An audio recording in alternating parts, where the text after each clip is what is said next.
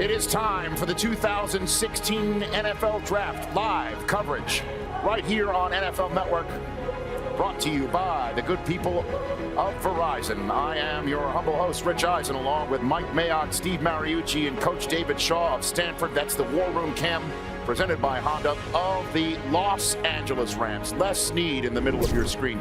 Will it be Jeff Fisher choosing this young man out of Cal? Will it be Jared Goff, the first name that we hear out of the commissioner's mouth tonight for the first overall selection in 2016? Or will it be this bison, Carson Wentz of North Dakota State, bursting on the scene in college football all year long, now could be the #1 overall pick in the draft? If he is, then all bets that we've been talking about for a couple of weeks would be off.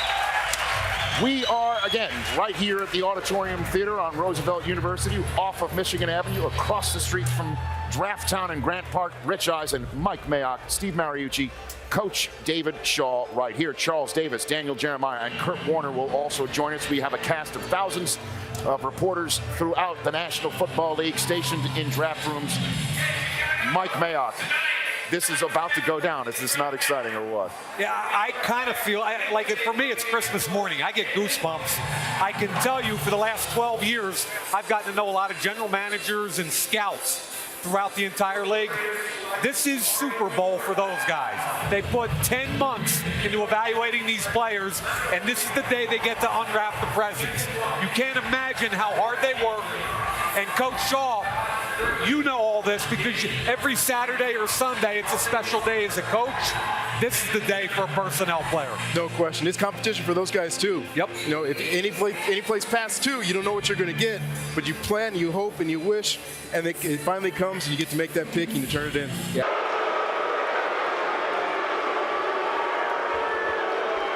With the first pick in the 2016 NFL Draft, the Los Angeles Rams select Jared Goff, quarterback, California.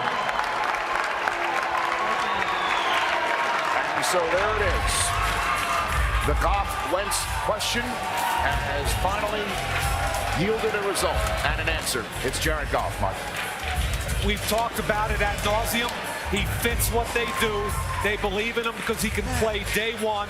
And again, running game, stout defense, minimize what he has to think about. Think back to Matt Ryan and Joe Flacco, their rookie years. Very similar situation, and they stepped in and played at a high level. He looks good in blue and gold, doesn't he? Here's a guy that wasn't even born last time the Rams were playing in Los Angeles, but you know what? He's the exact right fit, Rich, because we're talking about the best friend of a young quarterback is a running back in a defense, and he's jumping onto a team that has that kind of support for him to excel fairly early. And you think about even off the field, this is a California kid. This is a kid that the city of LA is going to fall in love with. This is a West Coast kid. He loves California. And through the recruiting process, he didn't want to cross the Rockies. Right? He wanted to stay on the West Coast. And now he gets to play his professional career here in Los Angeles. That's outstanding for the young man. And Coach, a picture tells 1,000 words. Now, Goff is 6'4", 215 pounds. Very lean body type like a Matt Ryan. Very quick release. Gets the ball out of his hands. He's got innate pocket awareness, which is so critical at the next level. And if I had a comp, it would be Matt Ryan. Now, let's take a look at why he's so special, and it starts in the pocket. When things break down, look at him slide, move, eyes are up. Ball comes out quickly. I hate to say it was against Stanford. Play action now. He knows he's going to get smacked in the face. He's going to beat the corner and the safety with a beautiful throw into a tight window. That's as good as it gets. Play action. Watch his feet. Resets. Tiny window. Back shoulder. Touchdown. Is he athletic? Well, he's athletic enough. Bounces out of the pocket, rolls left, squares his shoulders. Again, small window. Touchdown. You got to be excited if you're Jeff Fisher and the LA Rams. Yeah. The Chargers are officially on the clock while the commissioner comes out to the Bronx cheer chorus here in Chicago with the pick. With the second pick in the 2016 NFL Draft, the Philadelphia Eagles select Carson Wentz, quarterback, North Dakota State. It goes without saying that this is the highest a North Dakota State Bison has ever been drafted in the National Football League. First quarterback ever. Second overall. Carson Wentz, Philadelphia Eagle. Special moment for a Division I AA player. There is precedent. Remember Joe Flacco, first-round pick in Baltimore, came out of the University of Delaware. He only had 27 starts when he came out of Delaware. This young man's had 23 starts. Only thrown the football 612 times. He's the #1 player on my board. So while I understand and believe that Goff is more ready to play today, I think he's going to be the better player 5 years from now. Eagles fans enjoying it with a young lad. And instead of the Sean McCoy jersey, I'd imagine, 25. Draft party in Philadelphia, PA, and then the famed Herd and Horns establishment in Fargo, North Dakota. I have to tell you, out of all the pro days I've been to in the last 10 years, I was at Coach Shaw's pro day this year. I was everywhere. That's my favorite stop in 10 years. The people and their love for the game of football in Fargo is unbelievable. Now let's take a look at why Carson Wentz can be so special. 6'5", 237 pounds. How tough is he? Philly's gonna love that. Blue collar, in the pocket, under center. This is a far hash throw with his feet glued in the ground. This time on the move, touch and accuracy. Last minute of the game against Northern Iowa. Can he drop it in the bucket against double coverage? Yes. Win a game, 5 consecutive national championships. All right. Okay, here we go. Here's the commissioner of the National Football League with the 3rd overall selection tonight.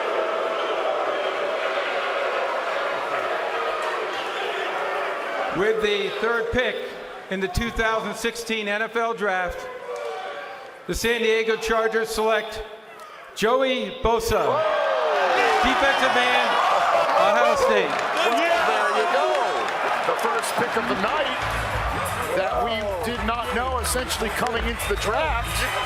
It's not an offensive lineman to protect Phillip Rivers. It's not a defensive player on the back end to supplant and fill the shoes of Eric Weddle. It's Joey Bosa. Wow. When you think about this, understand their base defense is a 3-4 front. Most people thought Joey Bosa was going to go to a 4-3 team. Now, this is why I'd make 2 points about that. Number one, I've seen Bosa stand up and play in space, and he can do it. And number two, you're in your sub package 60 to 70% of the time. That's where he's going to make a difference. Yeah, John Pagano said, hey, I need a little help. Okay, we got to get these scores down. They're 27th against the rush, and they need some help on defense. Maybe, Mike, they think, hey, I can go get that offensive lineman, and there should be a couple of good tackles sitting there early in that second round. And my dad's a longtime defensive coordinator, coach defensive backs. You want to make the defensive backs better? Get a pass rusher. That's right. That's what they did. You get a guy who can rush the passer. We talked earlier today. Hey, great quarterback, protect the quarterback, sack the quarterback, and we'll work from there. And they got a guy that can sack the quarterback. Highest drafted Buckeye since Orlando Pace was taken 1st overall at 97, Mike. 6'5", 269. His numbers are very similar to Jason Pierre-Paul. His 40-yard dash, everything else. He's a run game technician. He converts speed to power, but his playing style to me is most reminiscent of Everson Griffin of the Vikings, who had 10.5 sacks a year ago. So he's the best run game defensive end I saw in college football. Here he is on the pass. Just enough speed to threaten your outside. Look at the inside pole. That inside arm, converting speed to power. Eyes are always up. Again, now watch him in the run game. Nobody's better in college football. Comes inside, beats the right tackle. Watch this play. Comes down, he sees the wham block.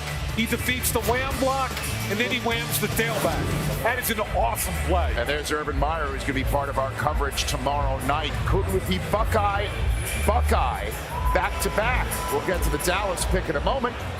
Last time they made a pick this high was when they chose Russell Maryland 1st overall in 1991. Wow. They have Jalen Ramsey sitting there. They have have Ezekiel Elliott sitting there. Your thoughts, Mike Mayock? Joey Bosa was a heavy consideration in this slot. They have two young defensive ends who are both serving 4-game suspensions to start the season. They've got nothing at defensive end.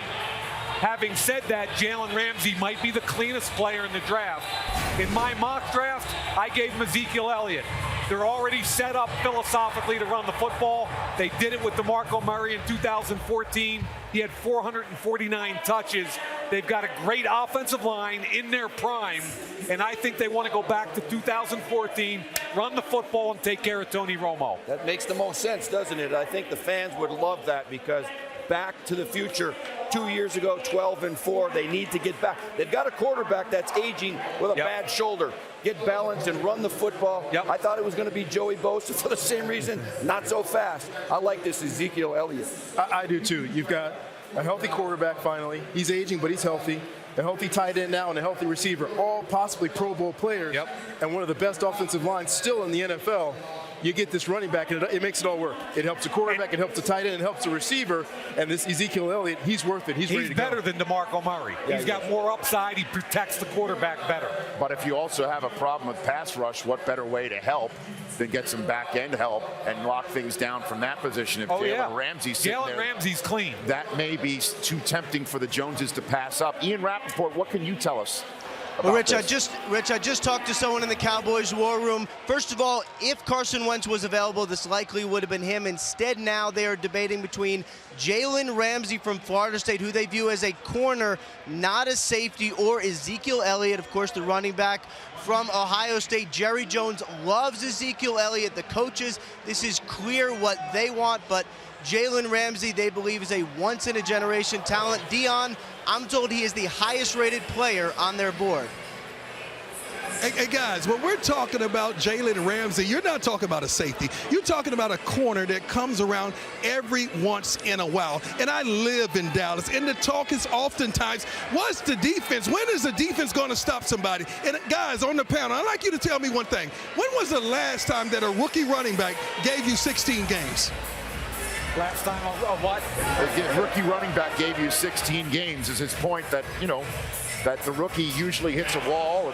But they do have Darren McFadden still there, and they do have Alfred Morris, the butler they just signed in the offseason as well. And the Joneses are on the phone with somebody right now, having a grand old time right now. And I would say this, they can't be wrong here. Right. They can't be wrong. Where I was They're going. both great players. I mean, Jalen Ramsey, I mean, why would you take him? I think he can play every position in the back end. He can play nickel, he can play dime, he can play either safety, he can play either corner. This is a special football player. And think about where they are in the defensive backfield, okay? Claiborne has been awful.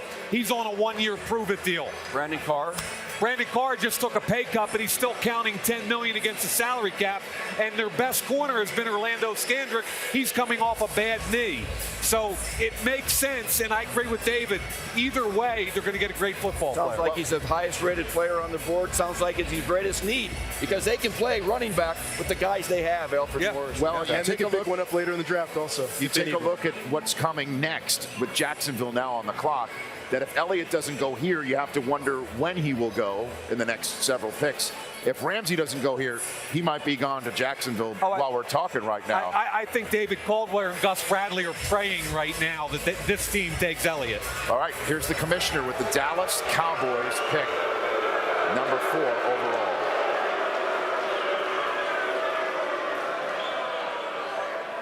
With the 4th pick in the 2016 NFL Draft, the Dallas Cowboys select Ezekiel Elliott, running back, Ohio State.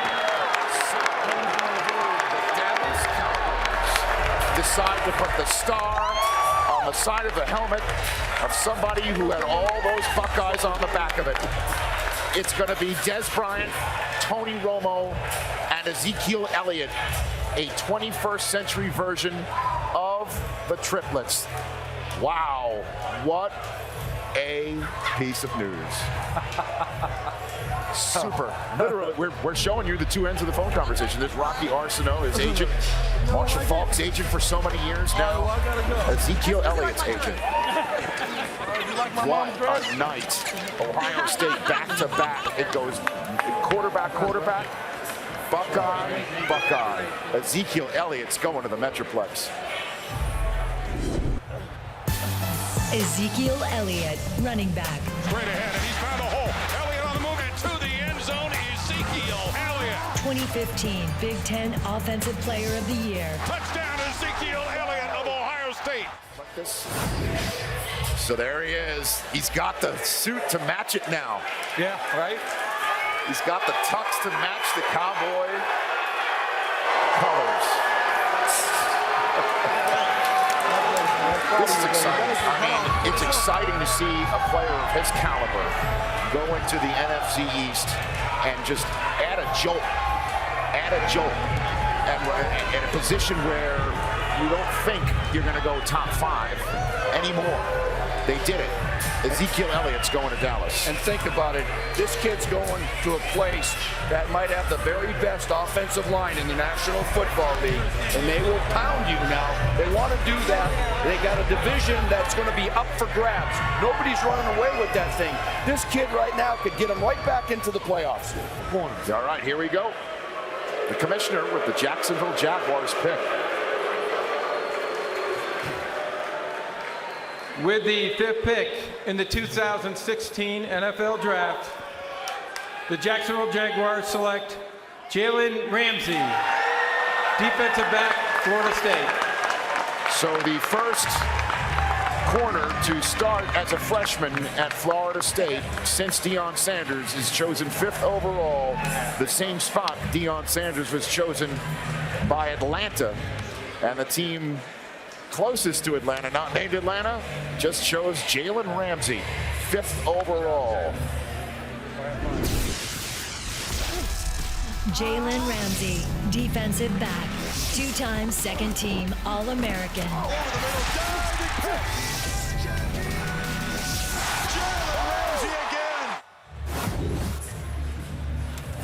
You say this is the perfect fit, right? They have to be ecstatic that this young man dropped to them. Gus Bradley comes from Seattle. It's all about long press corners. That's what this kid is. He's 6'1". He's 209 pounds. He almost has 34-inch arms, which, to give you an example, that is long for a 6'7" tackle. Okay, so he's a special athlete. He ran track at Florida State. He won the ACC long jump. He ran the opening leg on the 4x100-meter team. When he gets beat off the line of scrimmage with some of the smaller, quicker guys do, he's got catch-up speed like I've never seen.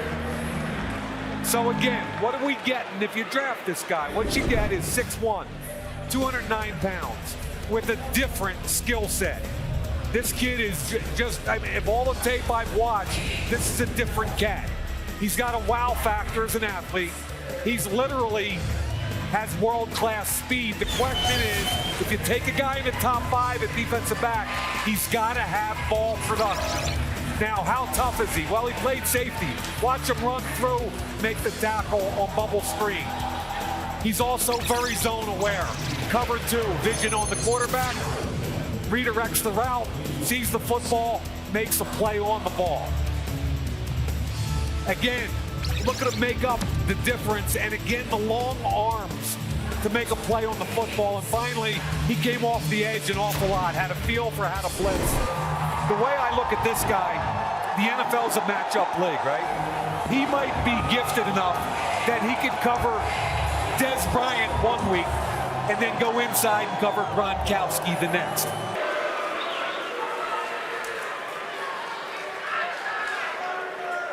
With the 6th pick in the 2016 NFL Draft, the Baltimore Ravens select Ronnie Stanley, tackle, Notre Dame. Some protection for Flacco and some run blocking for maybe Trent Richardson, who looked shredded. Obviously, Justin Forsett has had some quality seasons. Oh, nice jacket on Brian Kelly. How about Brian Kelly right there? Yep. Going flat. Let's get you to meet this Notre Dame Fighting Irish big man. Tagged in, standing up, touchdown, Notre Dame. Ronnie Stanley, tackle, 2015 second team All-American.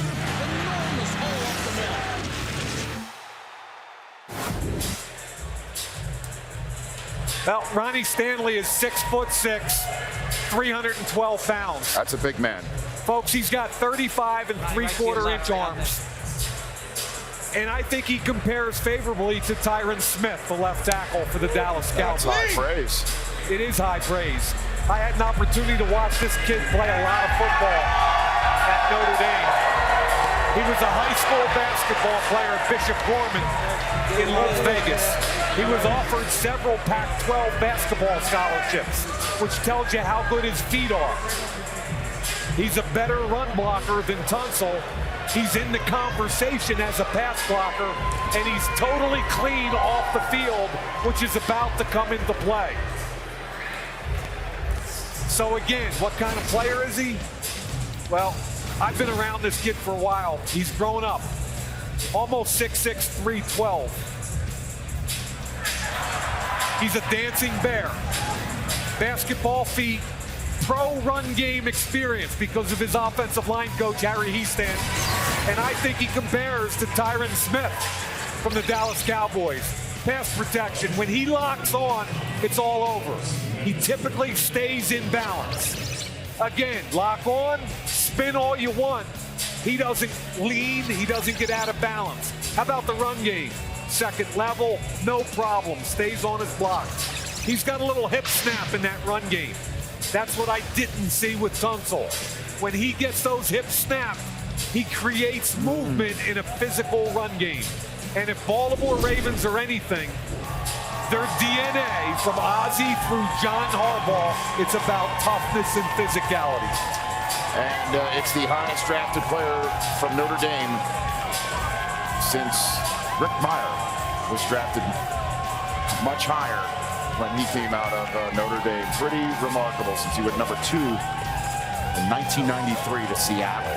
Okay, you made a reference about being clean off the field. Why is Laramie Tunsil dropping, Ian? Well, Ian, Rich, there were always some concerns about Ole Miss tackle Laramie Tunsil off the field. For instance, he's best friends with Robert Kimdichie, who of course we know has plenty of off-the-field concerns, but those were not eased for Tunsil earlier tonight. Someone posted a video of him taking a bong hit with a gas mask to his Twitter account. It was quickly deleted. I'm told his account was hacked, so he didn't send it out himself. However, it is him, and his agent has been calling teams trying to reassure them that's not who he is. Took Arik Armstead a year ago, and this kid's a better football player.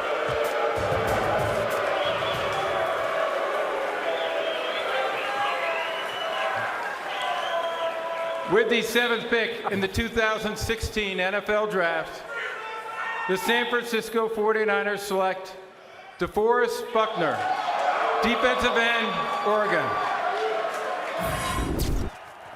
Pressure comes, they get to him and take him down. DeForest Buckner, defensive tackle. Buckner got him. 2015 Pac-12 Defensive Player of the Year. There he is in Hawaii. Second straight year the beautiful state of Hawaii has held a draft party. There's DeForest Buckner at home. He is now a San Francisco 49er. Adding him to the defensive mix. And there are the fans learning the pick moments ago of the draft party for the Niners in Santa Clara, California. You like the pick, Mark? You like the pick? I do like the pick. I'm wondering if the Laramie Tunsil situation affected this because they wanted an offensive player. Now, Buckner reminds me of Calais Campbell, 6'7", 291. Power and length. He's ideally a 5 technique, which is the defense that San Francisco plays. He reminds me of Calais Campbell. When he stays low and plays with leverage, look at he's low, he's controlled the offensive lineman, his vision finds the football. Again, where is he? He's just shrugging off blocks, finds the football in the run game. As a nickel inside rusher in sub package, his length and power is going to cause problems for people. And again, lines up across from the tackle, slants down, and crosses the face of the guard. This is a long, powerful dude. So some notable alumni from the school that he's from. President Obama, class of '79. Michelle Lee from the school. And Boris Buckner, part of this as well. Part of the mix. Manti Te'o from that school. While we're strolling through the yearbook of this high school, the Tennessee Titans have just traded back up from 15 to 8. Now, Mike, you were mocking this last night, thinking it would go up to 6.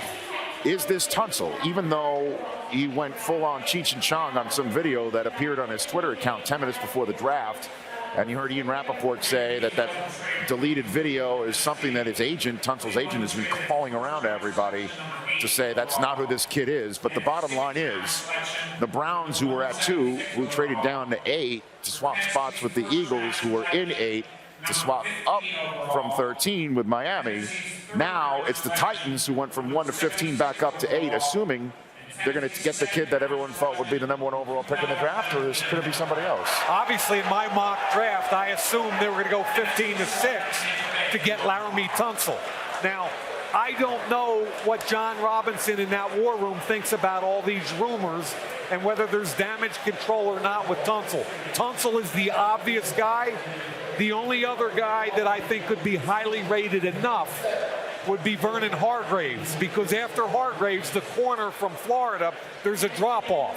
So Hargreaves won't be there at 15, so my gut tells me it's either Tunsil or Hargreaves. But the team that once upon a time was 1st overall, then was once upon a time 15th overall, is now choosing 8th overall. The Cleveland Browns have traded the 8th pick to the Tennessee Titans. With the 8th pick in the 2016 NFL Draft, the Tennessee Titans select Jack Conklin, tackle, Michigan State. So they take Jack Conklin as the offensive lineman, and Tunsil drops even further. So Tennessee does get the protection for Marcus Mariota that everybody thought they needed, including them, obviously. And they go with Michigan State's Jack Conklin. And I think Taylor Lewan's job is safe for now. If Tunsil had gone there, they could have kicked Taylor Lewan to right tackle. With this kid, I think Lewan stays on the left, Conklin goes to the right, and you've got your bookend tackles for Mariota. And to do that, the Browns add another 3rd-round selection. That gives them 3 of those now. Wow. And a 2nd-rounder next year, too. Wow. They got to start using those picks, and I'm sure they'll use them widely. Yeah. This makes sense. You got a superstar coming up at quarterback, Mariota. Protect him with your tackles. Maybe their next pick they'll go for wide receivers, and they're going to be off and running. And they knew if they stayed at 15, Conklin would be long gone.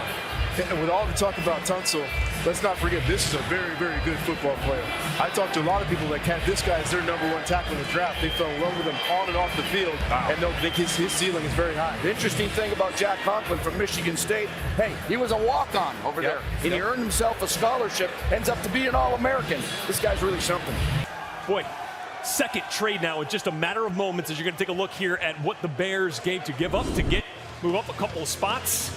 Looks like they gave up their 4th-round pick, the 106th overall, to move up 2 spots and take the Tampa Bay Buccaneers, 9th overall pick. So, DJ, what are they doing? Why are they moving up? Who are they going to get? Look, Laramie Tunsil being within striking distance of the Bears, they never would have seen that coming. So to have an opportunity to pick him up, you got Bobby Massey in free agency. Kyle Long is inside at guard. Now you got one of the better offensive lines in football. But what if the Laramie Tunsil thing is scaring everyone so much? We saw them go up. We just saw the Tennessee go up and get Jack Conklin. Does that mean Taylor Decker comes into play there if you're saying tackle?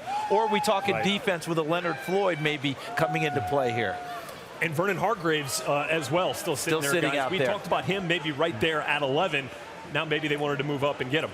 Well, they've got a shot, Kurt. They've got a shot to get a difference maker. I didn't think they were going to have a chance to get coming into tonight. Well, that's for sure. They would love a pass rusher, but you have to think with this run on tackles, like you said, the Giants sitting there that could take a tackle. Maybe that's why we're jumping up, but interesting development with Laramie Tunsil and why he's fallen this far at this point.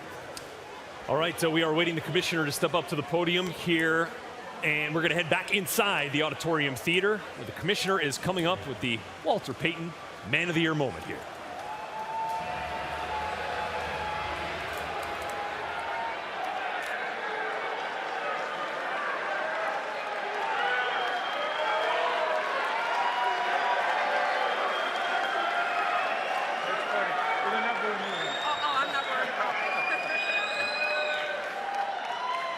With the Bears on the clock, we want to take this moment to remember one of NFL's greatest men, Chicago's own Hall of Famer, Walter Payton.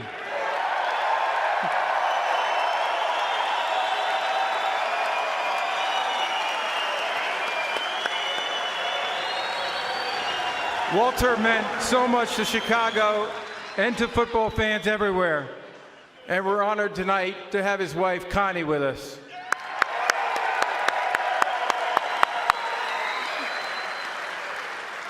Every season, we celebrate Walter's legacy with the Walter Payton NFL Man of the Year Award. It stands for excellence in football and community service. Also here tonight is the 2015 Walter Payton NFL Man of the Year Award winner, Anquan Boldin.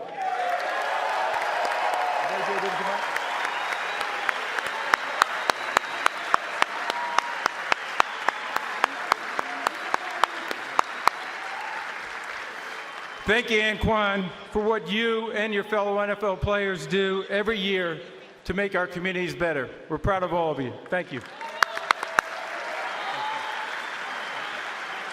Moment there with Commissioner Goodell and Anquan Boldin, the Walter Payton Man of the Year moment as you get a look at Soldier Field as the Chicago Bears are now on the clock, awaiting their pick at number 9, moving up 2 spots with the Tampa Bay Buccaneers. Selection Square, guys, anxiously awaiting their hometown Chicago Bears pick here. One thing I keep thinking about with the Bears, Vic Fangio, defensive coordinator, was in San Francisco. Who did they take at one point? Aldon Smith, pass rusher. Leonard he has Floyd's a plan still for out him. there. He has a plan for Floyd. Jack still out there. Let's go back inside with Commissioner Goodell in the pick.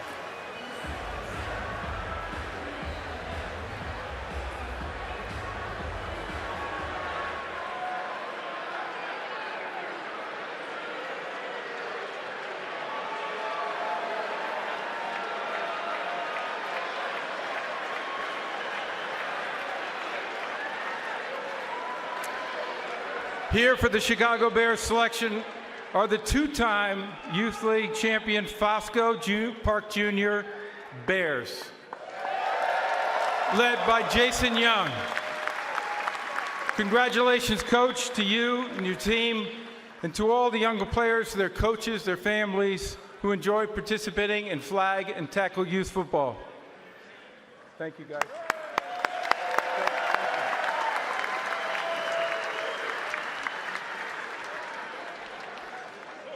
So with the 9th pick in the 2016 NFL Draft, the Chicago Bears select Leonard Floyd, linebacker, Georgia. So there you go. It's Leonard Floyd. It's not another tackle. And the Bears fans have themselves somebody to go rush Aaron Rodgers and company. Well, Charles Davis just mentioned it.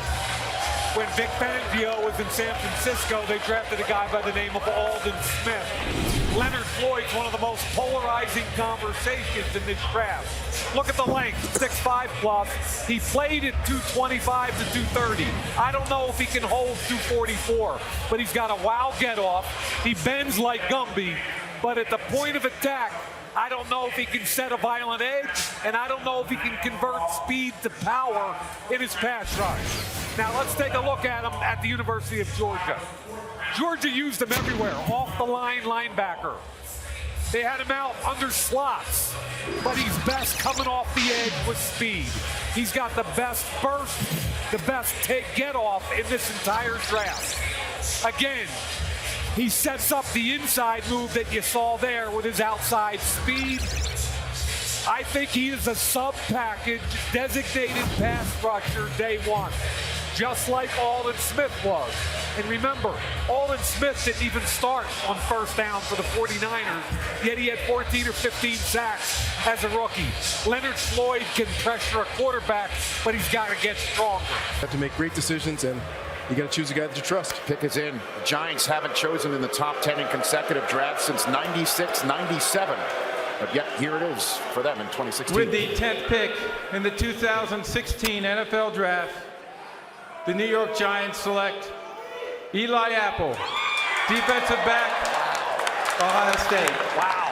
Well, I mean, the headline writes itself, the Big Apple. And Eli's going to New York with another Eli, obviously. Now, understand that Vernon Hargraves is still knocked away at the last second. He's hit football fumbled. Eli Apple, cornerback. And he's going to be knocked down. Fires up the left side of the field. Intercepted by Eli Apple. 2015 second team All Big Ten. So that's 3 Buckeyes in the top 10. And Eli Apple's going to the New York Giants. And that secondary. He's a Jersey kid, too. He's from South Jersey. He's a redshirt sophomore. So he's only 3 years removed from high school. I don't even know if he's 21 years old. He's 6 feet, 200 pounds. He's got all kinds of potential. He's clean off the field. But like a lot of young players without reps, his tape is up and down. He's long, he's fast, he's physical. But I saw some bad tape. I mean, he struggled against Penn State. He struggled giving up points. I think I forget the other game, but he had some tape that I struggled with, but it's all because of a lack of reps. And the draft party for the New York Giants going on in East Rutherford, New Jersey. And hey, and if he wants to go and live in New York City, there's a lot of places you can order food in because I've heard he can't cook. And certainly that didn't hurt his draft stock eventually. He's 10th overall, and Urban Meyer is all ear-to-ear grin because that's a 3rd Ohio State Buckeye going in the top 10. Bosa 3rd overall, Elliott 4th overall, Apple 10th overall to the Giants. And we'll see Urban Meyer part of our coverage on Friday night for rounds 2 and 3 for NFL Network. So the Tampa Bay Buccaneers are now on the clock. They were 9. As the commissioner comes out with the 11th overall pick. It's the Bucs. With the 11th pick in the 2016 NFL Draft, the Tampa Bay Buccaneers select Vernon Hargraves III, defensive back, Florida. So Tampa moves back a couple slots, pick up the guy they would have taken at 9, and gets an extra pick in the process. Good. And there'll be discussions for years to come, probably, based on the Giants taking Apple over Hargraves or not. The conversation's already going on in New York and New Jersey right now. Let's meet Hargraves. Vernon Hargraves, cornerback. 3-time first team All SEC. Oh my! What a great interception! There's the Bucs draft party as they choose a Florida cornerback. Only the 3rd time a Florida cornerback's ever been picked in the first round, as Hargraves joins Joe Hayden and Lito Shepherd in that club. Coming out right now. And it's Hargraves for the Bucs. Mike. Best corner feet I've seen in the draft, maybe in 2 or 3 years. As far as just quick feet, change of direction, the ability to get from a full speed to chop it down and break on the ball. He's the best I've seen in a couple of years. Now, he's only 5'10 and a half, but he's thick. Great feet, change of direction. He finds the football in the air. However, if I had one knock, it's when he's in off coverage. He's got poor eye discipline. He got beat a couple times against Michigan in his bowl game. But look at him. He just mirrors the wide receiver. He runs the route for him. He can find the football. Again, look, he anticipates the drive, breaks up the little pivot route. On the slot, finds the football, now catch it. I thought he could have caught it there, but watch him eye it and get up and get the football. So he's got great feet, doesn't have the length teams look for, but he's a day 1 starter. And remember, Brent Grimes is 33 years old. He's a difference maker on the back end.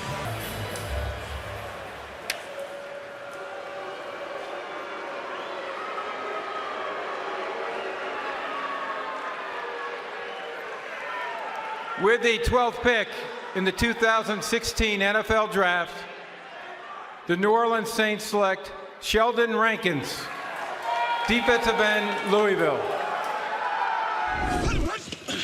Nail before he get anywhere in the pocket. Pressure.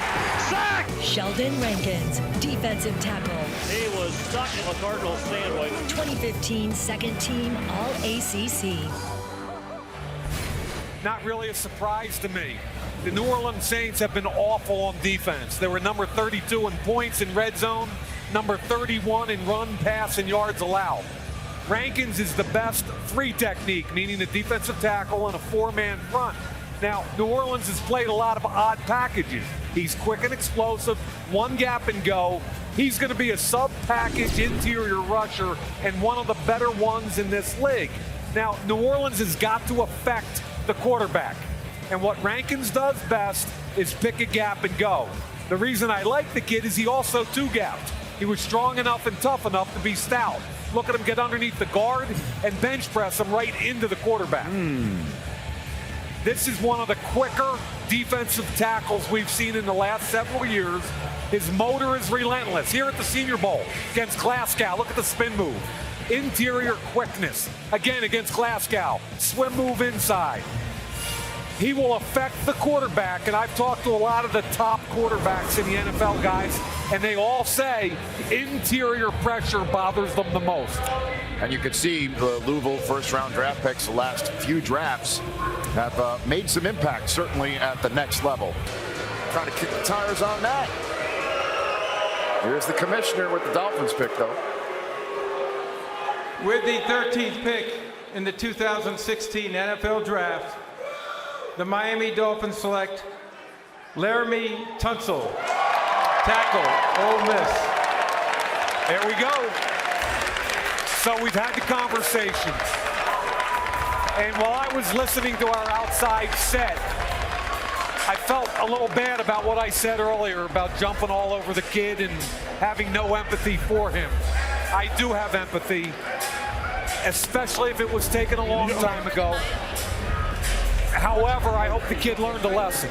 And it was going to be a painful and an expensive lesson, but I hope the young man learned a lesson, gets to Miami, and fulfills the enormous potential that he has. He's going to be under amazing scrutiny from day one.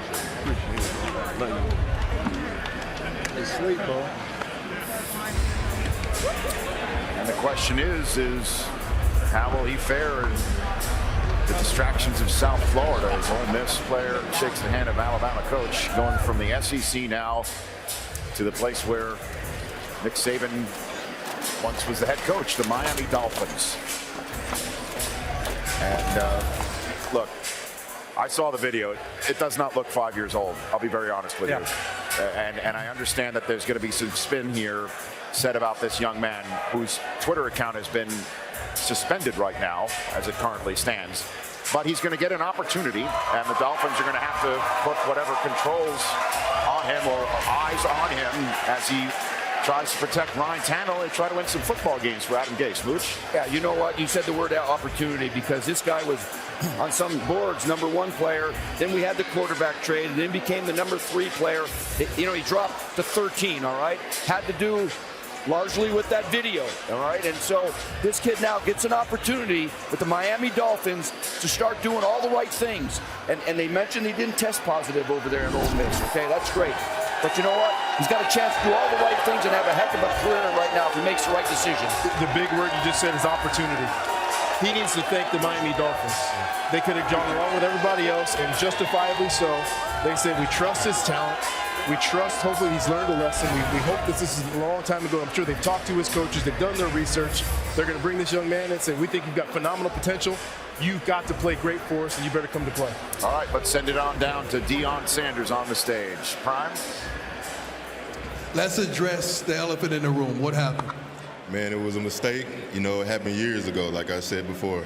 You know, somebody hacked my Twitter account, and that's how I got on there, man. It's just a crazy world, and things happen for a reason. And I'm glad to be in Miami. You know, I'm going to work my butt off, man, and give everything I got. Did you know about it? I did not know about it at all. I found out when I made it to the green room. And it was her stepfather. I don't know who it was. I ain't going to point no fingers and say no names. I don't know who it was, but my Twitter account got hacked. What was the feeling you were experiencing in the back room as this was going on? Man, I'm happy for everybody who got drafted in front of me, man. I'm just happy to be a part of the Miami Dolphins. Like I said, like I'm working my butt off. I'm going to give everything I got. How do you make this right? You say what? How do you make this right? Man, like I said, I'm going to show everybody what type of person I am, man. I'm a great person despite all the mistakes, man. Like I said, somebody hacked my account. Things happen for a reason. I'm glad to be here, man. You're going to have an opportunity because you're propelled in the spotlight right now to turn this all around. What type of player and what type of man are the Dolphins getting? They're getting a great man, man. I'm going to put everything on the line, man. I'm going to give it my all. They don't have to worry about nothing else. We must also admit, all your tests, your drug tests came back negative. You passed every test in the past several months, correct? Correct. God bless you, man. I'm proud of you. Thank you, man. All right, so the player who, when we left the combine, was thought to be the #1 overall pick out of Tennessee, winds up being the 13th overall pick out of Miami. And then whatever happened on his Twitter account, how it got there or not, is secondary to what was on there, and that's now a Miami Dolphins issue. It's the Oakland Raiders who are on the clock right now, but let's take a look at Tunsil, the football player. Mike, if you and let's also understand that there's a rookie general manager in the room, Chris Greer, making a big decision, and ownership had to be on board. Laremy Tunsil, 6'5", 310. He's got Pro Bowl feet. His pass protection gives him huge upside as a Pro Bowl talent. I have some questions about his ability in the run game. Now, pass protection, he can mirror and lock out all day long. His feet are better than anybody else's. When he locks out, it's easy. He doesn't overextend. He keeps his hips down and his head back. Here he is again in the run game, down block. He's a good angle blocker. Second level, athletic enough to get on you. He's going to have to be able at the point of attack to keep those feet running, snap those hips into a defender, and create movement. But if you think about the Dolphins for a second, Jermon Bushrod is a right tackle they signed. He can kick inside. The left tackle's Brandon Albert. He's 32.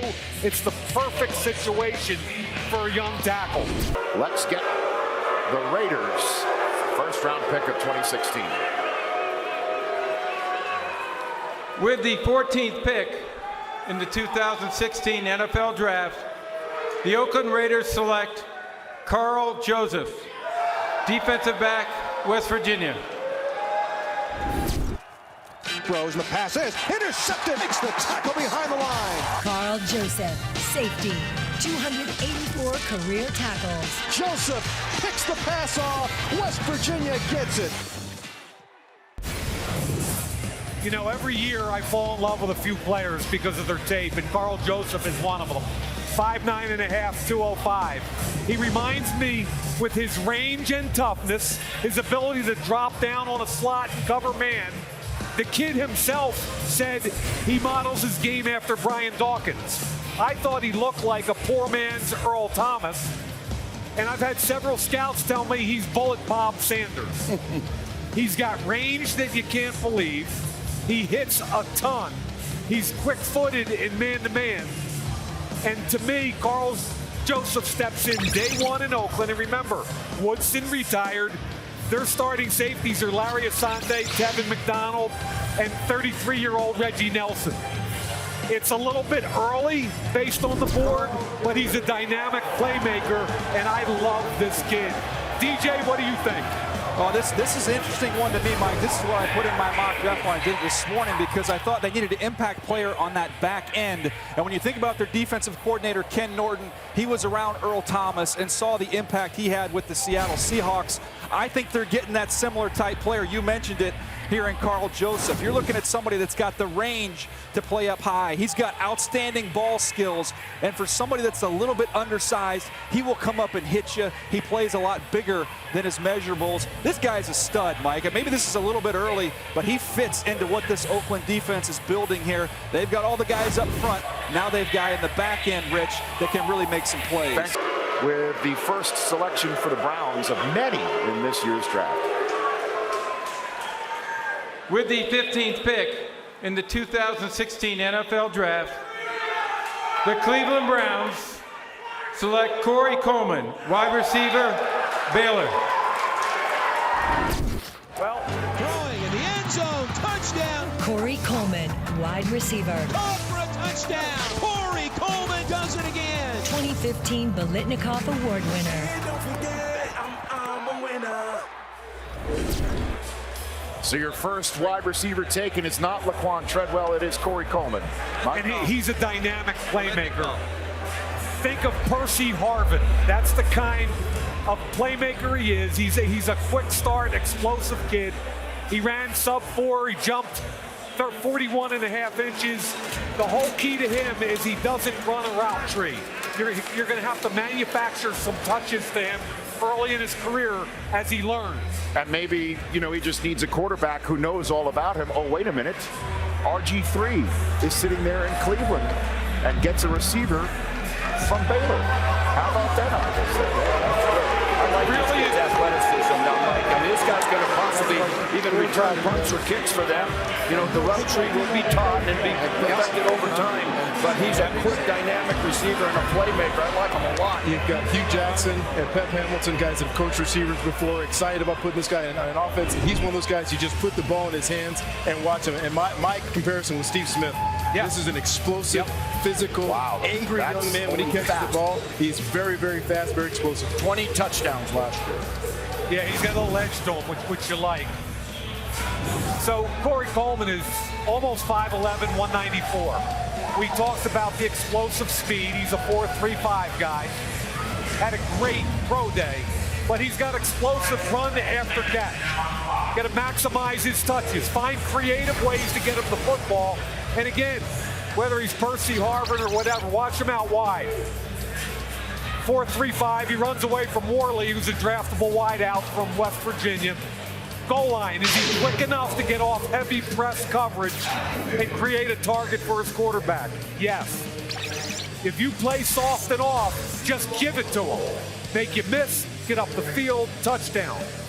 Run after catch, football in his hand. Does he know how to run routes? No. But let me tell you something. He's special with the football in his hands, and he'll learn how to run routes. Taylor Decker. With the 16th pick in the 2016 NFL Draft, the Detroit Lions select Taylor Decker, tackle, Ohio State. Well, so this young man will now head to the state up north and protect Matthew Stafford, or if he's from Ohio State, he'll have to call him Matthew Stafford. But at any rate, another talented Ohio State Buckeye is a first rounder. He's found a hole through the end zone. Taylor Decker, offensive tackle. Straight ahead, wide open, touchdown. The 2015 Big Ten Offensive Lineman of the Year. Takes it to the end zone for a touchdown. Defense. And so that's the reaction from Detroit Lions fans in their draft party in Allen Park, Michigan. And you nailed this one right on the head there, Mike. It's a rookie general manager, Bob Quinn, came over from New England. It's a really solid pick. And as I started to mention, their starting left tackle, Riley Reese, is in the 5th and last year of his rookie contract. He's been an average left tackle. So this gives them the flexibility to have 2 first-run tackles, or if necessary, kick Taylor over the left tackle next year if they don't re-sign Reese. Half of the draft is done. 8 players on offense, 8 players in defense.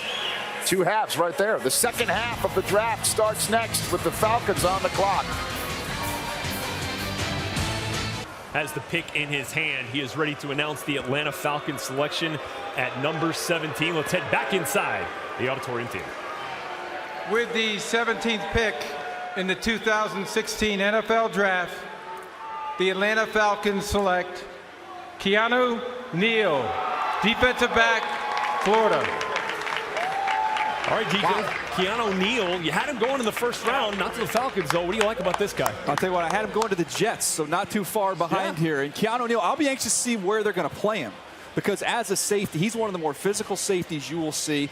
And some teams think maybe you could be that Dayon Buchanan. You can drop him down. He can be a linebacker, somebody that can really run and cover. You can blitz him.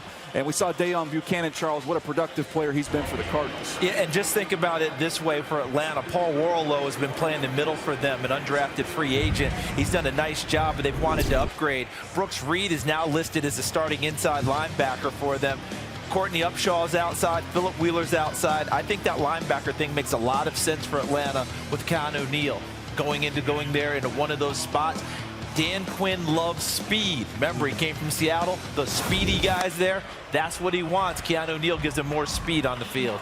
Yeah, that's exactly what I'm thinking. You're thinking he's coming from Seattle and how they like to build things. They came on strong early in the year last year, but then you saw the deficiencies defensively. You knew they had to go defense, and you're right, speed, guys that can come up and hit, guys that can cover from sideline to sideline, whether it's on the back end or the front end. I think it's a good fit in this defense. We talk about the Seattle influence there. Yep. Cam Chancellor, big hitter. There you go. Rex Ryan used to always say we in Baltimore, nothing changes the momentum of a game like a big hit. Keanu Neal provides more big hits than anybody in this draft. And he'll be very creative with it. Remember, he's got those safety skills. That's what he's played in college. So they can move him around and play the safety spot, drop him down like the Cam Chancellor, who can play this combination safety linebacker position. And Dan Quinn will put him in different spots in order to have an effect on the offense. So we'll see that. If they go defense, though, those corners are still sitting out there. Yep, absolutely. All right, Roger Goodell has the pick of the Indianapolis Colts here at 18. With the 18th pick in the 2016 NFL Draft, the Indianapolis Colts select Ryan Kelly, center, Alabama.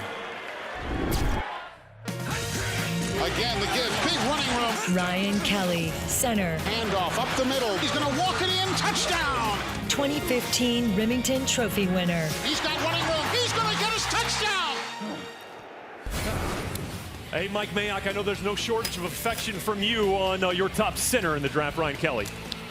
Yeah, Rhett, you did my mock draft with me last night, and you know I had him plugged in for Indianapolis. He's scheme diverse, can play zone or man. He can handle big nose tackles, and he can play all three interior offensive line positions. At 6'4", 211, look at the bend. I mean, again, a lot of those undersized zone centers can't handle the 230, 330-pound noses. Look at him. Almost 500 pass attempts at Bama this year. Look at him get to the second level in the run game. He takes that LSU linebacker 25 yards down the field. And again, against Ohio State, I mean, he's as good a center prospect as I've seen in years. I think he's going to be a Pro Bowler. He's a bigger Ryan Khalil. Rhett, back to you. Still on the draft board is Mike Mayock's top player available as the commissioner strolls to the podium.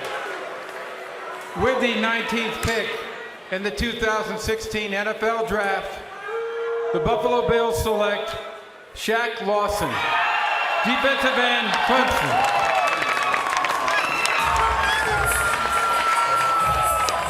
So there he is coming out of the green room, heading to Western New York to try and take down Tom Brady and Ryan Tannehill and maybe the next pick in the draft.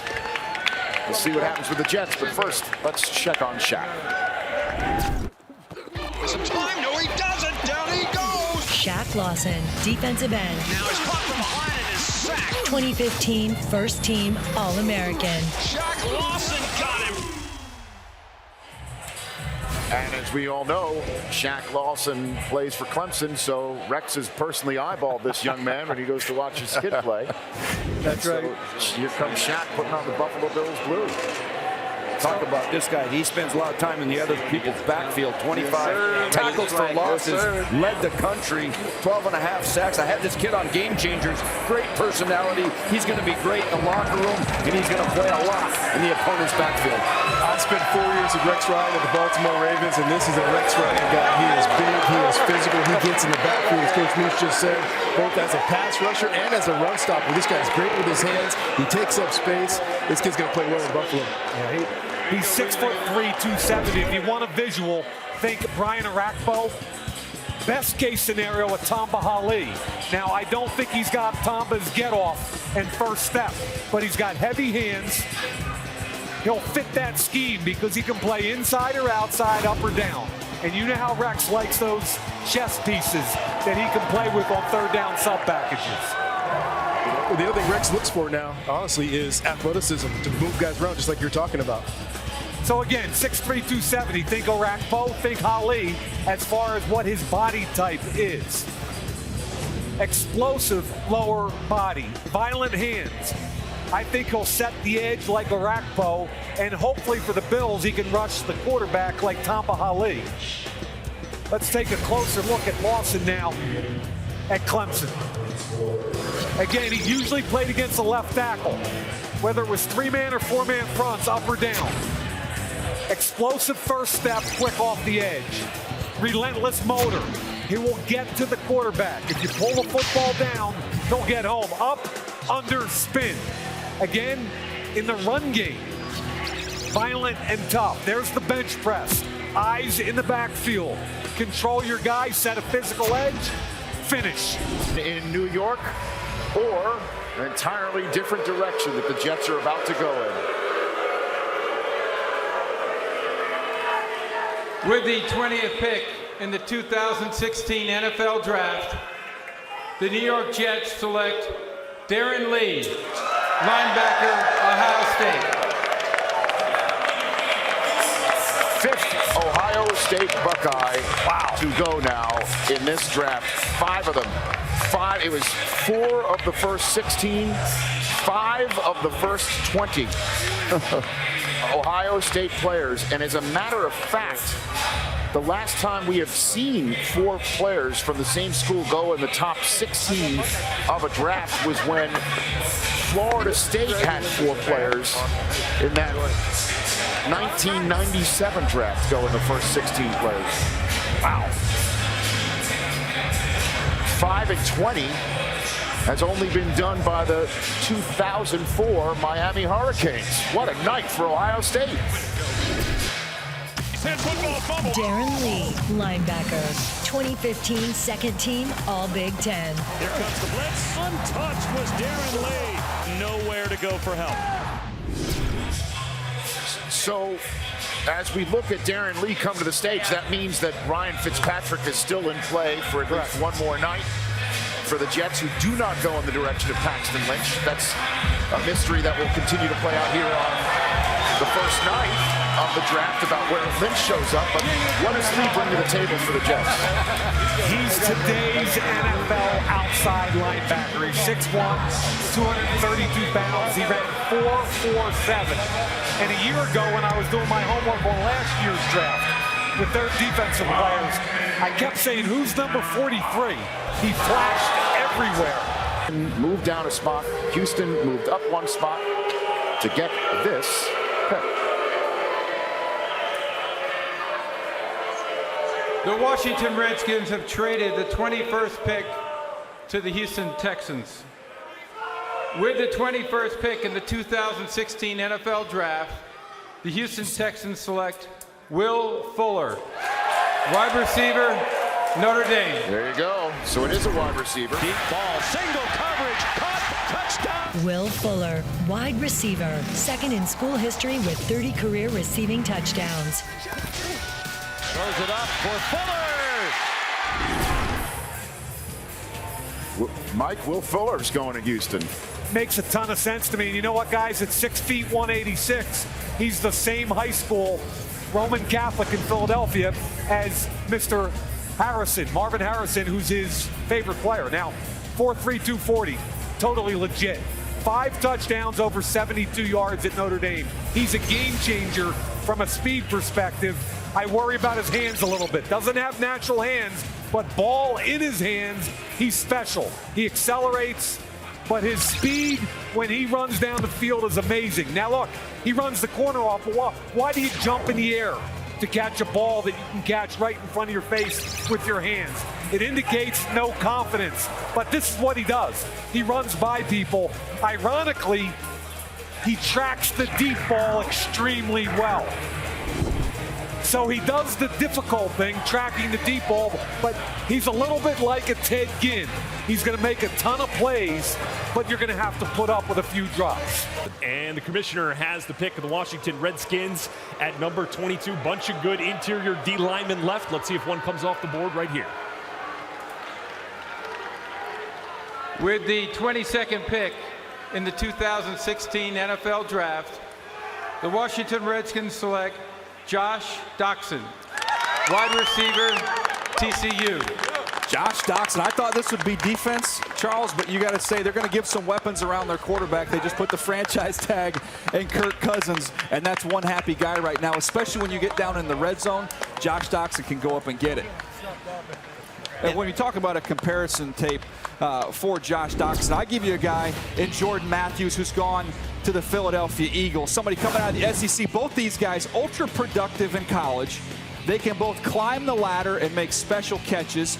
And I think they're each a little bit faster than they get credit for. Josh Doctson surprised a lot of people at the Combine when he ran 4.50, and we've seen Jordan Matthews at the NFL level be able to get away from people. This is a productive receiver, and Kurt, they give their quarterback some help here. Good slot. Darius Wright, too. 22 picks so far, 11 offensive players, 11 defensive players. Let's see how the Vikings break this tie at 23. With the 23rd pick in the 2016 NFL Draft, the Minnesota Vikings select Laquan Treadwell, wide receiver, Ole Miss. Played his high school ball here in Chicago. He is now going to Minnesota and play in the NFC North. So he'll be making a trip to Chicago once a year in his professional days, and it is the first time, in the history of the first round of the National Football League draft. Super Bowl, any common era, the whole bit? Modern era, okay. First time ever in the history of the modern era of the first round of the NFL draft that a wide receiver has gone in 3 consecutive picks. Wow, we just watched draft history. He's got it, went up here, snagged it. Laquan Treadwell, wide receiver. He's got the catch, and he is in the end zone. 2015 First Team All-SEC. Laquan Treadwell. Okay, he's bringing his daughter down there. Family affair. Today was Take Your Kid to Work Day, was it not? Was it officially, or you just have? No, I don't know. My kids are at home, but I saw a lot of pictures on Twitter of kids at work today. I think you got to bring them next year, Rich. That's really cute. That's really cute. Nice. Very cool. Move over, Riley Curry. That's really cute. I like that. Here we go. Holding up Daddy's jersey.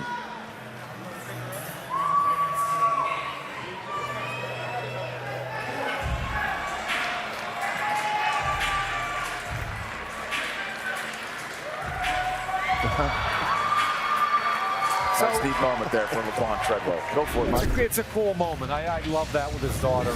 6'2", 221. All right, we all know he ran 4.65, but you either believe in this kid and his game or you don't. Now, he's a natural hand snatcher. He will win the contested 50-50 catches. I think he and Doctson are the 2 most aggressive wide receivers in this draft. Watch him beat press, fight to stack the receiver, and then look at the hands. He catches that football way away from his body. He makes a play right here against Cyrus Jones, who I think is a heck of a corner from Alabama. Took it right off his helmet. And watch the effort after the catch. He just ran through 5 tackles. He is one of the best blockers in this draft. Look at him right there. When you give it up for a teammate like that, I buy into you. He's physical, he's tough, he's got great hands. I think the Vikings have a winner. I think it's a corner or a defensive tackle, but the wide receiver board is obliterated. With the 24th pick in the 2016 NFL Draft, the Cincinnati Bengals select William Jackson III, defensive back, Houston. William Jackson III, cornerback. Will Jackson with the interception. Jackson led the NCAA in pass breakups in 2015. So the Bengals fans cheering the newest member of their secondary. And Mike, I know you were very, very high on this guy. I like this pick for a couple of reasons. Let's talk about the kid first, though. He's over 6 feet, 189. He ran 4.37. And atypically, he had 5 interceptions and 23 pass breakups. Against Temple, he had 7 PBUs. That's a season for some corners. He finds the football when it's in the air. Look at him press. Press, competes, finds the football. He becomes the wide receiver.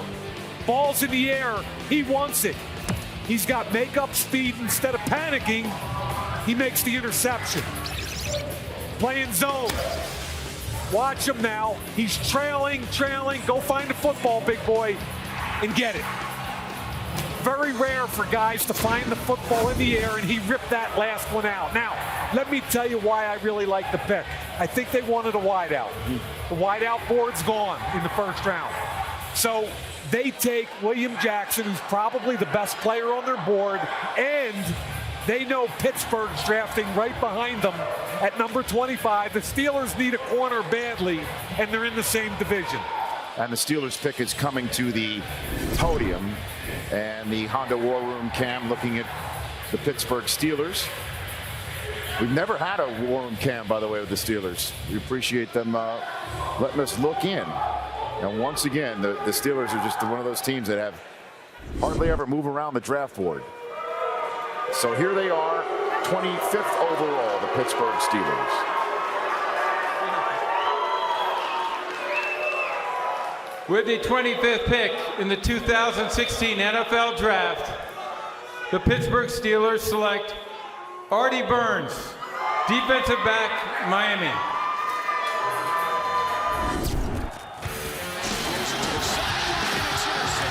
Artie Burns, cornerback, 2015 second team All-ACC.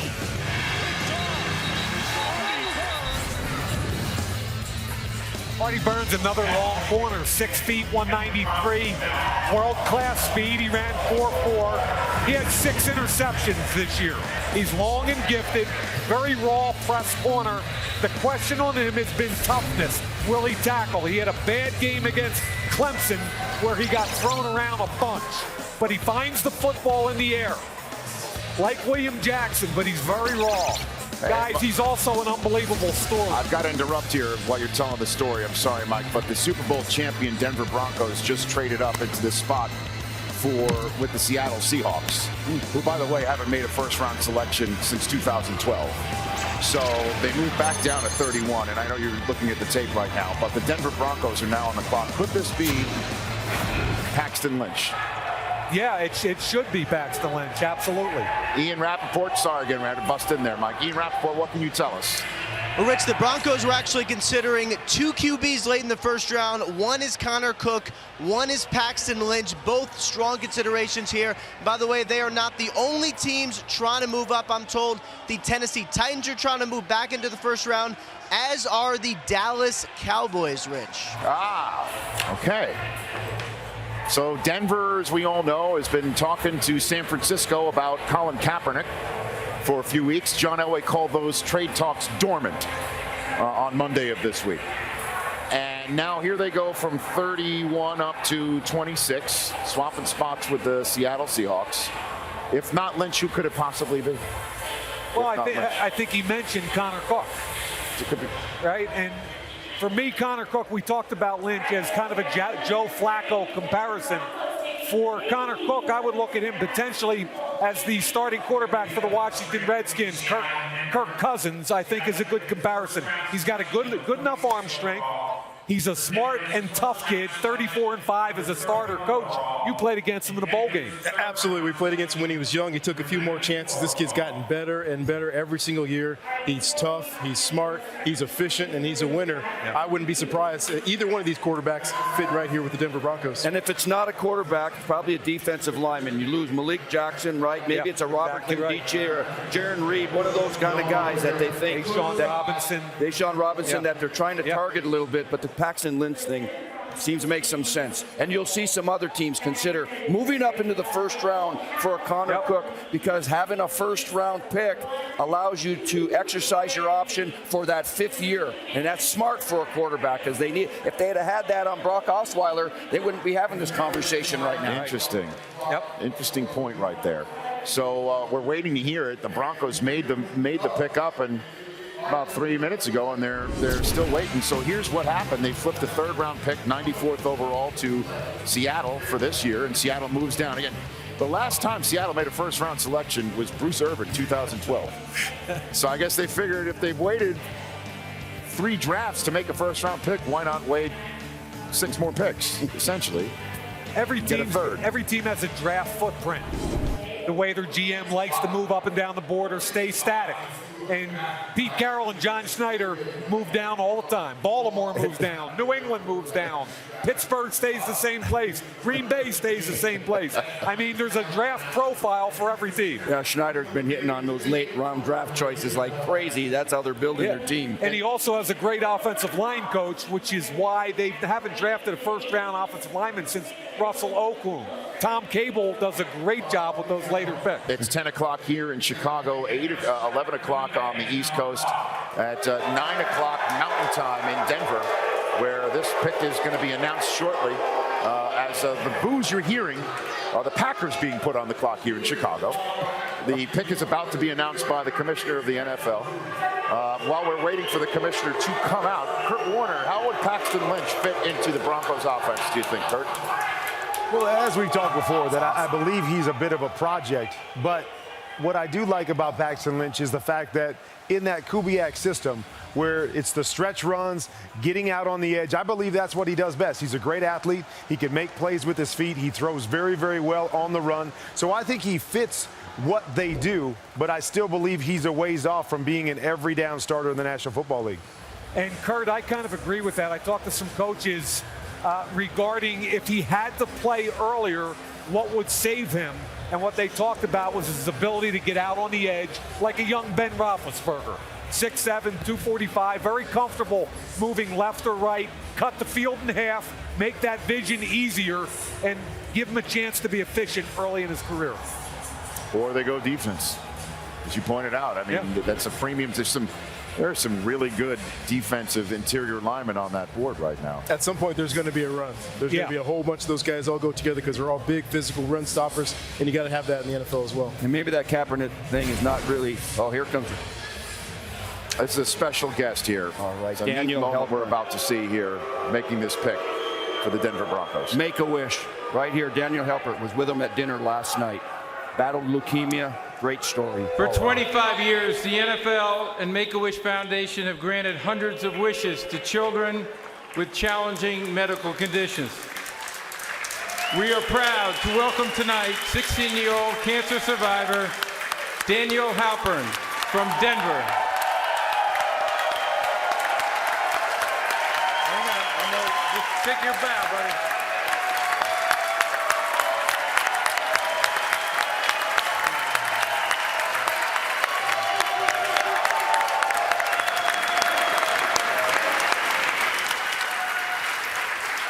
This may surprise you, but Daniel's a big Broncos fan, and his wish is to announce the Broncos' first-round pick.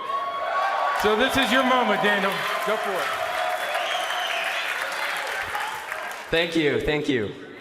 With the 26th pick in the 2016 NFL Draft, the Denver Broncos select Paxton Lynch, quarterback, Memphis.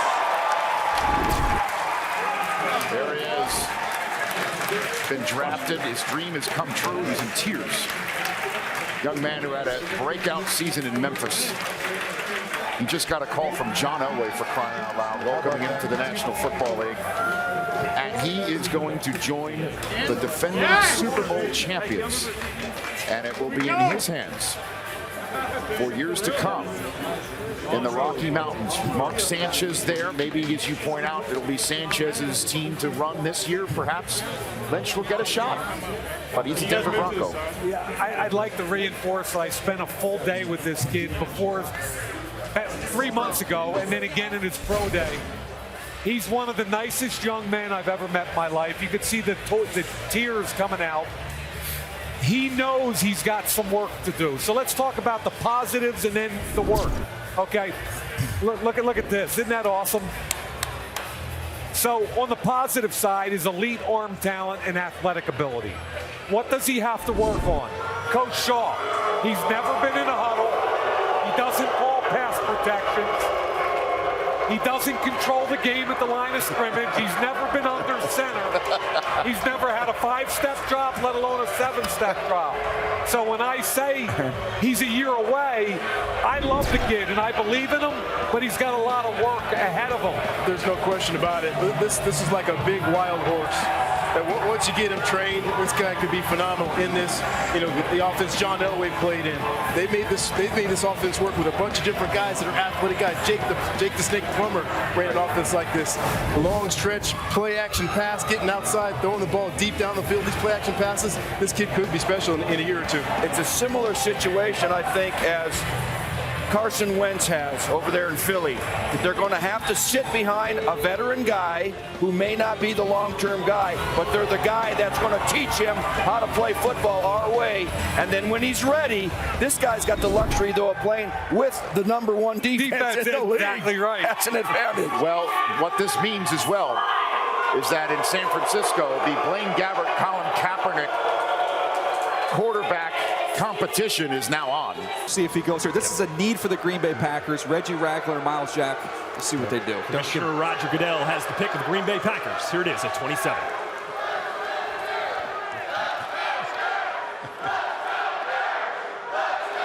With the 27th pick in the 2016 NFL Draft, the Green Bay Packers select Kenny Clark, defensive tackle, UCLA. Clark busted through and blew up the play. Kenny Clark, defensive tackle. Penetration from that defensive line shuts him down. 2015 first team All Pac-12. Charles, what do you think, Kenny Clark here to the Packers? Yeah, it's so much fun when we do all these mocks, and I think somewhere around mock 4.0, 5.0, I had Kenny Clark in there and then took him out. You know how that always works. But think about the comparison for Kenny Clark. He got more active as his career went along at UCLA. He wasn't just simply a run-stopping guy on the inside. He moved around a little bit as time went on, and that allowed guys like Miles Jack to make plays behind him. Sylvester Williams from Denver, another nice comparison. Think of the pressure they put on in the Super Bowl against Cam. That big guy inside who can plug the run and still be an inside force against the pass.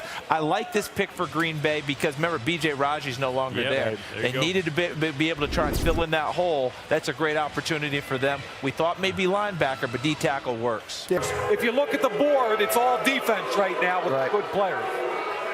Here we go. The Kansas City Chiefs have traded the 28th pick to the San Francisco 49ers. With the 28th pick in the 2016 NFL Draft, the San Francisco 49ers select Joshua Garnett, guard, Stanford. There you go. There you go, man. You're on the floor, Coach. Absolutely. You know what you get when you get Joshua Garnett? You get a brilliant young man, right? He's a biology major at Stanford University, but you're going to get a tough son of a gun. This guy loves football. He's physical. He's nasty. He's got some work to do as a pass protector, which he improved every single year. But right now, you're going to get an above-the-line, one of the best physical run blockers you're going to see come out of college in the last couple of years, and I can't wait to see this young man play on Sunday. Fantastic. They were number 21 running the football last year. You know when you get Chip Kelly as your head coach because you've coached against him, you better be in shape and you better get ready to run the football because that's what it is. Now, Coach, let's take a look at him here. Why don't you take this one, Coach? You know, you see Josh, he can sink now. He can sink in pass pro. He's strong as an ox. He's one of the strongest guys in the conference, let alone on our football team. He can down block. He can pull. He's got great feet. He's physical, and he's that guy that starts the fight. You know, we start the fight up front, and Josh was our fight starter. He is physical, he is nasty, and he is ready for Sundays. Talk about a guy winning the Oakland trophy, right? First team All-American. You make him a team captain for a reason, don't you? There's no question about it. He's a leader. He's one of those guys you want to have up front. And what a lot of people don't understand about Chip Kelly and I have become friends the last couple of years. Chip Kelly loves to run the football. Yes. He loves to run the football. He loves nasty guys with an attitude up front, and that's what they're getting in Josh Garnett. Remember, they lost Alex Boone over there, okay? Yep. The year before that, they lose Mike Iupati to the Arizona Cardinals. They need to replace that. They used to have the best offensive line in the league, and all of a sudden, they're better today. National Football League getting ready to choose, getting ready to announce the latest Cardinal player. With the 29th pick in the 2016 NFL Draft, the Arizona Cardinals select Robert Nkemdiche, defensive tackle, Ole Miss. Okay, so Robert Nkemdiche goes to Arizona. He will be rushing the passer in that highly competitive NFC West. They'll try and tackle Jared Goff twice a season, Russell Wilson, and then presumably Colin Kaepernick or Blaine Gabbert. In trouble, quarterback at the 20 is tattooed, and that'll be a sack. Robert Nkemdiche, defensive tackle. 0 time to breathe on that one. Two-time second-team All-American. You know who was there, Robert Nkemdiche. Wow, quite a party in Glendale there, huh? Get the ball back to him. Here's the commissioner. With the 30th pick in the 2016 NFL Draft, the Carolina Panthers select Vernon Butler, defensive tackle, Louisiana Tech.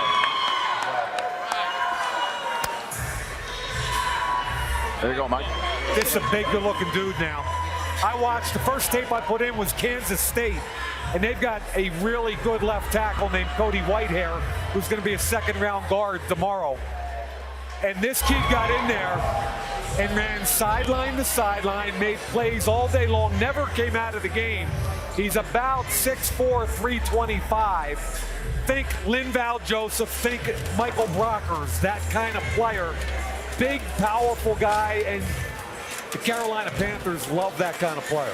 This is a guy, honestly, you could put a film together and say this is the best defensive tackle in the draft. Right. You could put a film together of the things that this guy can do physically at 6'4", 320 pounds with 10-inch hands and 35-inch arms.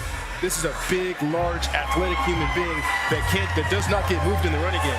You can't knock him off the ball, and he can generate some pass rush.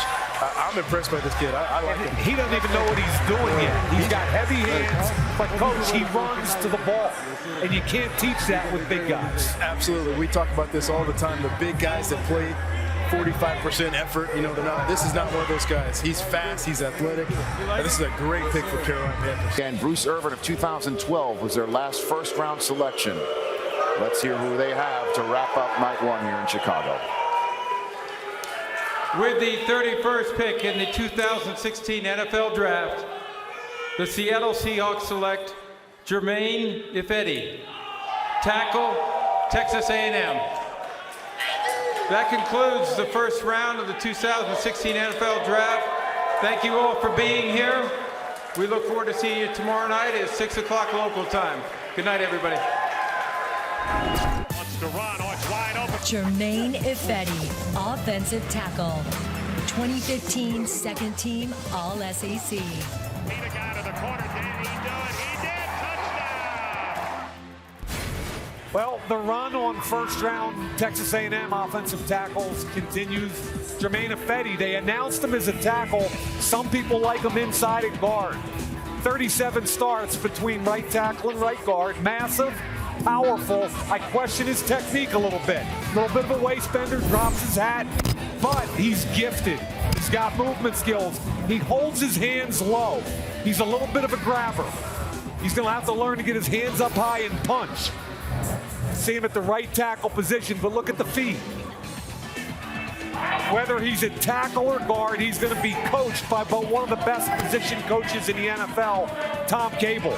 So some of this technique stuff I'm talking about will disappear. He's a really good pick for a team that needs offensive linemen. And you mentioned Tom Cable now. A couple years ago in that Super Bowl win, that offensive line has been wiped out. You're talking about this year losing Russell Okung, Breno Giacomini, J.R. Sweezy, Max Unger. Where is everybody going? They need to retool that offensive line. So Jermaine Ifedi, that's a perfect guy. This guy's got a 7-foot wingspan, Rich. He can reach from you to you, all right? And that's why he carries his hands so low. They're heavy. This is a good pick. The big thing I wrote down on this guy was high ceiling. And that's late first-round pick at offensive tackle, a kid that's going to be really, really good. You've got a great offensive line coach. You've got a great team around you, a team that's going to run the football and play action pass with an athletic quarterback that if a young tackle makes a mistake, he can get out of trouble anyway. I'm excited about this young man. Well,